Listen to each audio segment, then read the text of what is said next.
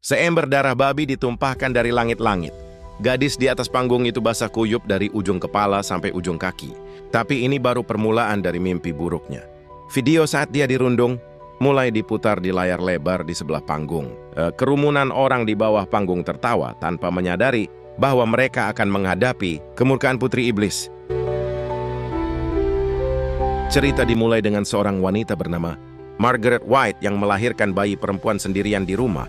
Sebagai seorang fanatik agama, dia percaya anak itu adalah hasil dosa dan hampir membunuhnya dengan gunting. Namun naluri keibuan muncul di detik terakhir dan dia membiarkan bayi itu hidup.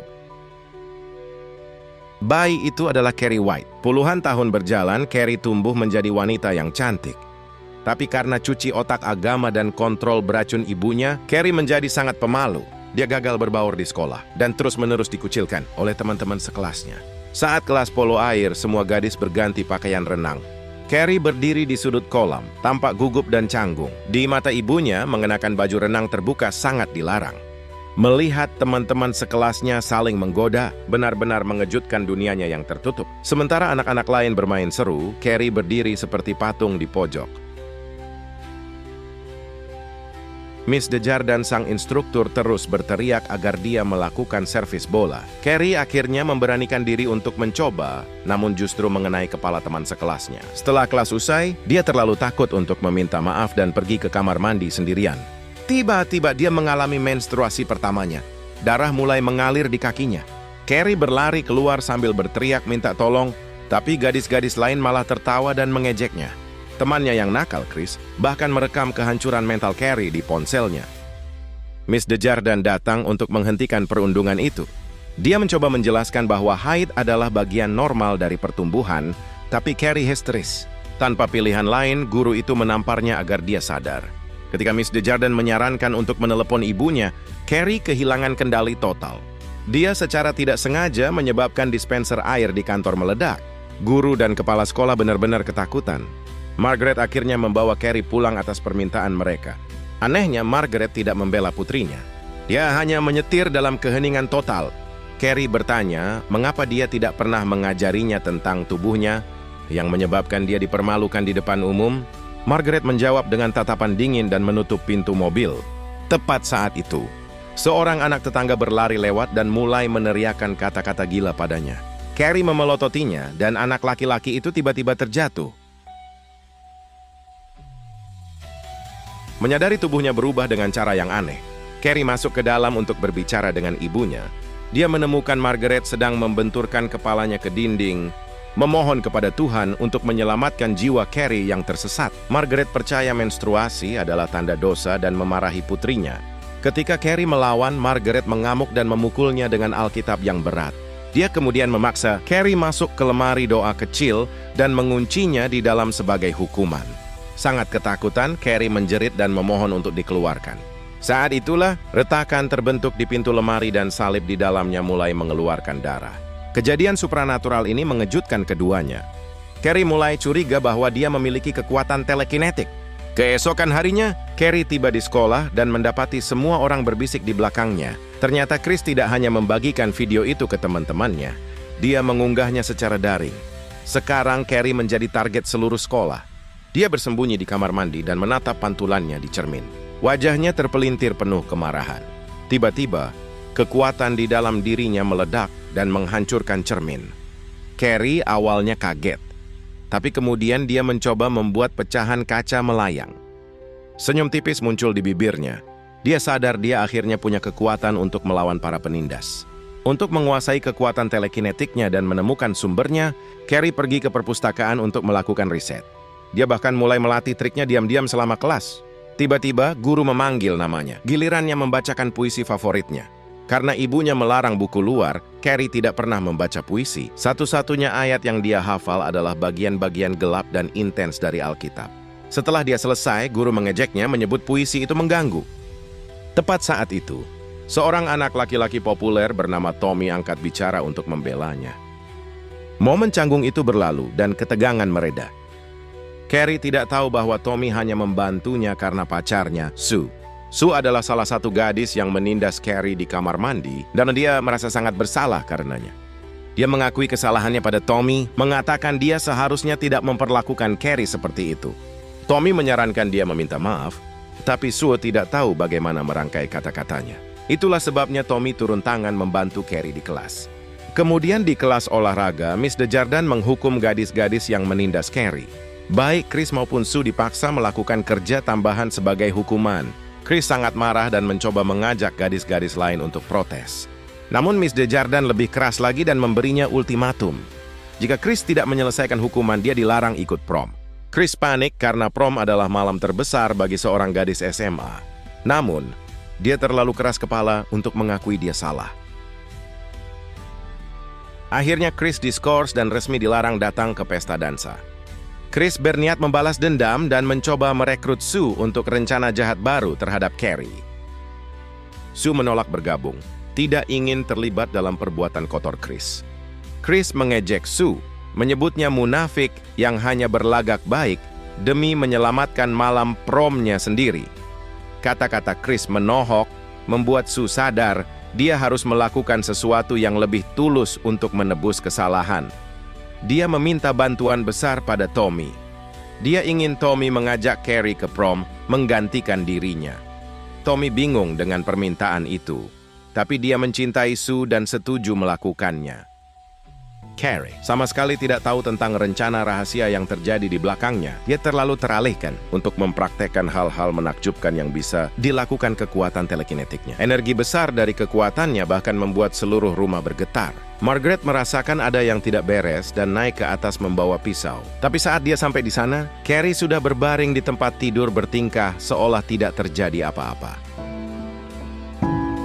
Suatu hari saat Carrie sedang meneliti kekuatannya, Tommy menghampirinya. Sebagai atlet bintang populer, semua orang menatap dan bertanya-tanya mengapa dia berbicara dengan gadis aneh itu. Carrie merasa terpojok dan menatapnya dengan penuh curiga. Kemudian Tommy dengan tulus memintanya menjadi teman kencannya di prom. Carrie tidak percaya pendengarannya. Dia lalu langsung pergi dari sana. Tommy mencoba mengikuti, tapi dia menolaknya mentah-mentah. Walau sebenarnya di lubuk hatinya, dia ingin pergi, tapi dia takut hatinya akan dipermainkan dengan kejam. Carrie bersembunyi di ruang ganti dan menangis terseduh-seduh. Miss Desjardins menemukannya dan mendengarkan seluruh ceritanya. Dia menghibur Carrie, mengatakan dia cantik dan anak laki-laki pasti akan memperhatikannya. Dia menyemangati Carrie untuk berani, menyuruhnya membeli gaun cantik dan pergi ke pesta dansa. Carrie menatap cermin dan akhirnya tersenyum kecil. Saat sampai di rumah, dia kaget menemukan Tommy menunggunya di depan pintu. Carrie panik tahu ibunya akan menghukumnya berat jika melihat anak laki-laki itu. Lalu dia mati-matian menyuruh Tommy pergi, tapi dia keras kepala.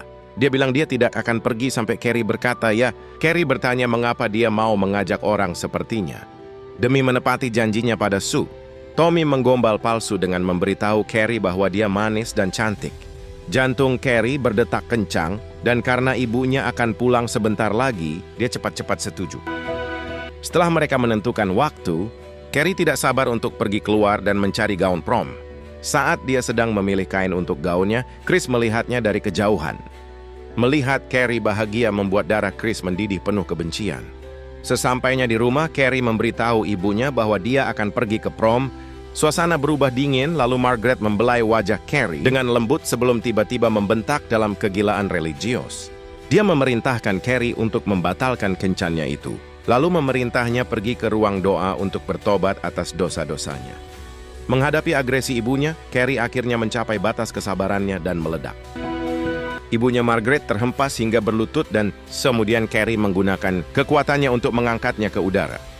Carrie memohon pengertian, mengatakan dia hanya ingin menjadi anak normal, tapi Margaret hanya memelototinya dan bersikeras bahwa dia telah dirasuki iblis. Carrie memamerkan kekuatan mengerikannya sampai ibunya takut untuk melawannya. Lalu ibunya ditinggalkan duduk di meja, diam-diam memperhatikan Carrie menjahit gaun promnya sendiri. Sementara itu, Chris sibuk menyiapkan kejutan besar untuk Carrie. Untuk mempermalukannya kedua kalinya, dia mengajak pacarnya yang pembuat onar, Billy. Mereka menyusup ke peternakan dan dengan kejam menyembelih babi dan menampung darahnya ke dalam ember. Malam sebelum prom, mereka membobol sekolah dan menggantung ember tepat di atas tengah panggung. Pada hari pesta dansa, Carrie mengenakan gaun merah muda yang indah. Dia berharap ibunya akan memasangkan bunga dada, tapi Margaret menolak. Sebaliknya, Margaret mulai menampar dirinya sendiri, mencoba membuat Carrie merasa bersalah agar tetap di rumah. Tapi Carrie tidak tertipu lagi dan tetap menunggu Tommy dengan gugup. Tak lama kemudian, mobil mewah berhenti di luar.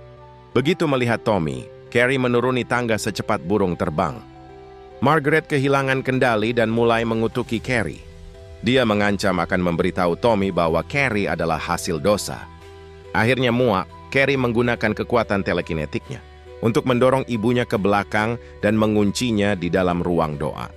Bebas dari gangguan ibunya, Carrie melangkah keluar rumah. Matahari terbenam keemasan menyinarinya, semakin menonjolkan wajahnya yang manis dan cantik. Kali ini Tommy benar-benar tertegun. Dia tidak pernah menyadari betapa cantiknya Carrie. Carrie masih sangat gugup, tapi Tommy menyadari kecemasannya. Dia dengan lembut membantunya merapikan korsasenya dan membukakan pintu mobil untuknya. Dia memegang tangannya dan menuntunnya masuk ke prom, pesta pertama yang dia hadiri dalam 18 tahun. Carrie sudah sangat bahagia, tapi kemudian Tommy mengajaknya berdansa. Dia ingin menolak karena takut ditertawakan, tapi saat musik mulai, dia tidak bisa menahan godaan dan akhirnya turun dansa. Dia mengikuti Tommy ke lantai dansa dan mereka bergerak perlahan bersama. Saat dansa berakhir, semua orang memberikan suara untuk Raja dan Ratu Prom. Tommy tersenyum saat mencentang nama Carrie di kertas suaranya, yang membuat hati Carrie berdebar. Carrie nggak tahu bahwa para siswa telah memanipulasi kotak suara atas perintah Chris. Chris tahu jebakan darah hanya bekerja jika Carrie berdiri tepat di tengah panggung. Melihat rencananya berjalan lancar, Chris mengirim pesan kepada Sue. Sue lalu bergegas ke sekolah untuk menghentikannya. Tapi Miss Desjardins mengira dia datang di sana untuk membuat masalah dan lalu mengusirnya. Di atas panggung, Carrie berseri-seri penuh sukacita saat menerima bunganya. Untuk pertama kalinya dalam hidupnya dia merasa seperti gadis normal. Namun kemudian, aroma amis yang kuat memenuhi udara. Carrie seketika basah kuyup oleh darah yang menjijikkan. Sebelum dia bahkan bisa memproses apa yang terjadi, layar mulai memutar video penghinaannya di ruang ganti. Melihat video yang memalukan itu diputar di layar lebar, Carrie pun mulai marah. Dia mulai diliputi emosi dan amarah yang tak tertahankan. Para siswa tidak bersimpatik sama sekali melihat kejadian yang menimpa Carrie. Mereka menunjuk dan mulai tertawa mengejek ke arahnya. Carrie merasa hancur total di dalam hati. Tapi kemudian ember berat itu jatuh dan menimpa belakang kepala Tommy. Tommy langsung ambruk dan darah mengalir dari kepalanya. Hanya dalam sekejap, dia terbaring diam tak bernyawa di panggung. Kesedihan, penghinaan, dan kemarahan kini bercampur dan membanjiri sisa akal sehat di pikiran Carrie. Kemarahan yang sudah lama dia pendam akhirnya meletus tanpa kendali. Kekuatan telekinetik Carrie pun akhirnya keluar dan mulai melukai orang-orang di sana. Dia menjerit penuh amarah menusuk jiwa, dan gelombang tenaga psikis yang kuat meledak keluar darinya. Kekuatannya melemparkan orang-orang hingga terbang di seluruh gedung olahraga. Carrie segera membanting semua pintu, menutupnya hingga terkunci dengan menggunakan kekuatan pikirannya. Carrie menutup jalan keluar semua orang. Dia secara telekinetik menjatuhkan lampu panggung yang berat, kabel dan peralatan lainnya ke kerumunan, dan juga memicu alat penyiram air untuk membasahi semua orang. Lebih buruk lagi, kabel listrik yang menyala jatuh ke genangan air, sehingga arus kuat menyambar di lantai. Tak lama kemudian api menyala dan menyebar dengan cepat. Kobaran api dan asap mulai melahap seluruh gedung olahraga. Satu-satunya orang yang diampuni Carrie dalam amukannya adalah Miss Desjardins, orang yang pernah menunjukkan kebaikan pada dirinya. Carrie bahkan menggunakan kekuatannya untuk memindahkan Desjardins ke sudut panggung, menjauhkannya dari area paling berbahaya. Carrie lalu meninggalkan gedung olahraga yang terbakar dan menuju keluar. Dia bersumpah untuk melenyapkan Chris untuk selamanya. Chris berpikir dia akan berhasil kabur dengan mulus. Carrie hanya melambaikan tangannya. Pacar Chris, Billy, mati seketika di belakang kemudi. Carrie berjalan ke arah mereka dengan perlahan. Dia siap mengakhiri hidup Chris. Chris mencoba melawan untuk terakhir kalinya. Dia menginjak gas, mencoba menabrak Carrie. Carrie menggunakan kekuatannya lagi, mengangkat mobil ke atas, lalu dengan keras melemparkannya ke arah pompa bensin di pinggir jalan. Mobil itu menabrak pompa bensin lalu meledak. Ledakan api besar menghanguskan kendaraan itu. Chris tewas seketika. Setelah semua beres, Carrie tertatih-tatih pulang. Dia mencari-cari ibunya tapi tidak ditemukan. Carrie sendirian, berlumuran darah dan kotoran. Dia masuk dan menangis di dalam bak mandi. Carrie lalu mandi untuk membersihkan darah. Ketika dia akhirnya melihat ibunya lagi, dia merasakan penyesalan yang dalam. Dia berjanji akan mendengarkan Margaret selamanya. Dia memberitahu ibunya bahwa dunia luar terlalu menakutkan. Tapi tepat saat Carrie berlutut, Margaret tiba-tiba mengeluarkan pisau. Dia menikam Carrie dengan kejam. Dia masih percaya bahwa putrinya dikuasai iblis. Dia pikir dia harus membunuh iblis itu untuk menyelamatkan jiwanya. Carrie ketakutan dan syok. Dia mati-matian mencoba menyelamatkan diri. Dalam keputusasaan dengan sisa tenaganya, dia menggunakan kekuatan telekinetiknya untuk membuat setiap alat tajam di dapur berterbangan hingga mengenai tubuh ibunya. Dan dalam sekejap, Carrie telah memaku ibunya ke dinding. Ibunya berkedut beberapa kali sebelum akhirnya terkulai lemas dan lalu mati. Carrie ngeri melihat bahwa dia telah membunuh ibunya sendiri. Tepat saat itu, Sue tiba di rumah. Dia ingin membantu Carrie, tapi Carrie tidak percaya siapapun lagi. Carrie hancur total, dan kekuatannya lepas kendali sekali lagi. Batu-batu tak terhitung jumlahnya mulai menghujani dari langit, menghujani rumah itu hingga rusak parah. Tepat saat Carrie akan membunuh Sue, tiba-tiba dia merasakan kekuatan hidup lain di dalam diri Sue. Sue sedang hamil. Carrie memberitahu Sue bahwa dia mengandung bayi perempuan. Sue benar-benar kaget mendengar berita itu. Akhirnya Carrie memaafkan Sue atas perbuatannya di masa lalu. Dia menggunakan kekuatannya untuk secara telekinetik mendorong Sue keluar rumah menuju tempat aman. Kemudian rumah itu runtuh dengan suara gemuruh yang keras. Carrie terkubur di bawah reruntuhan bersama ibunya, Margaret.